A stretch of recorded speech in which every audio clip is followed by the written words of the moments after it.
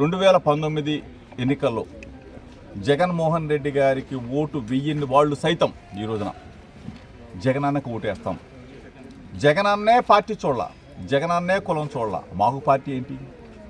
జగనన్న అడుగులో మేము అడుగేస్తాం అంతే తప్ప మేము చంద్రబాబు నాయుడు ముఖాన్ని చూడడం, సైకిల్ గుర్తుని చూడడం, తెలుగుదేశం పార్టీని చూడడం, పవన్ కళ్యాణ్ గారిని చూడడం, గ్లాసు గుర్తుని చూడడం, జనసేన పార్టీని చూడడం, ఏది చూడడం. మేము జగన్నే చూస్తాం, ఫ్యాన్ గుర్తుకే ఓటేస్తామని చెప్పేసి ఈరోజు అందరూ కూడా ఒక తాటి మీదకి వచ్చేసారు. ఈ పరిస్థితుల్లో వై నాట్ 175?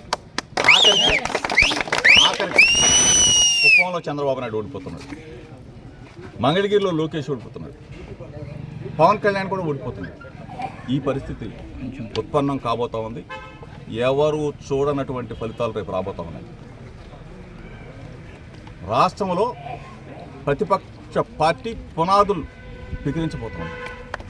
ప్రజలు ఒక తాటి మీదకి వచ్చేశారు, జగనన్న పక్షాన నిలవబోతూ ఉన్నారు. ఈ యుద్ధం పేదలకి పెత్తందాలకు జరిగే యుద్ధం. ఈ యుద్ధంలో పేదల పక్షాన బీసీలు, ఎస్సీలు, ఎస్టీలు, మైనార్టీలు, కాపులు, అగ్రవర్ణ పేదల పక్షాన జగన్ ఉన్నాడు. బలవంతుడైన చంద్రబాబు నాయుడు కోట్లాది రూపాయల అధిపతుల వెంట ఉన్నాడు. ఈ రోజుల్లో పేదల పక్షాన జగన్ గెలవబోతా ఉన్నాడు.